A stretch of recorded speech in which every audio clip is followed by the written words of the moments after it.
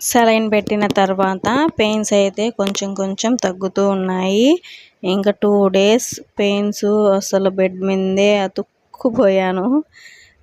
అసలు ఇటు తిరగడానికి అటు తిరగడానికి కూడా వీల్లేదు.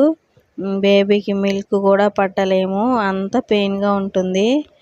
అస్సలు ఎక్స్పెక్ట్ కూడా చేయలేదు నేను సి సెక్షన్ అవుతుందని. ఫస్ట్ ప్రెగ్నెన్సీ అప్పుడు సి సెక్షన్ అయిపోతుందేమో అనుకున్నాను, కానీ నార్మలే అయ్యింది. ఇప్పుడు నార్మల్ అవుతుంది అనుకున్నా కానీ సి సెక్షన్ అయిపోయింది.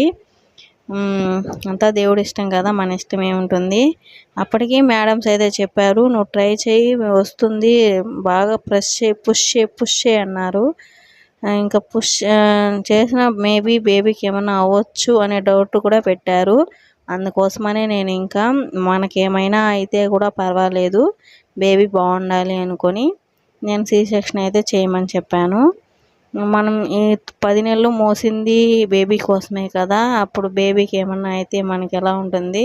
అందుకోసమనే సి సెక్షన్ అయినా పర్వాలేదు, చేసుకున్న వాళ్ళు చాలామంది ఉన్నారు కదా, నాకు ఒక్కదానికి ఏం సి సెక్షన్ అవ్వలేదు కదా, సరే అని సి సెక్షన్ అయితే చేయమని చెప్పాను. బేబీ అయితే బయట వచ్చింది. కొడుకు అనే సింటమ్స్ కూడా నాకు ఫస్ట్ ప్రెగ్నెన్సీకి ఈ ప్రెగ్నెన్సీ చాలా డిఫరెన్స్గా ఉన్నాయి. నేను ఆ వీడియోని కూడా నేను ఒక వీడియో చేసి పోస్ట్ చేస్తాను. ప్రెగ్నెంట్ లేడీస్కి ఏంటంటే నేను చెప్పేది, మీరు సిమ్టమ్స్ని బట్టి బేబీ బాయ్ బేబీ గర్ల్ అని ఎక్కువ హోప్స్ అయితే పెట్టుకోవద్దు. ఫస్ట్ అలాంటి వీడియోస్ అయితే అస్సలు చూడొద్దు. మీరు బేబీని కనాలి అనుకున్నప్పుడు ఇంకా ఏ బేబీ అయినా పర్వాలేదు అనుకొని కూల్గా ఉండండి, ప్రశాంతంగా ఉండండి. బేబీ అయితే నార్మల్గా సేఫ్గా డెలివరీ అవ్వాలని అనుకోండి. ఎక్కువకి నార్మల్ డెలివరీ కోసమే ట్రై చేయండి, సి సెక్షన్ అయితే వద్దు.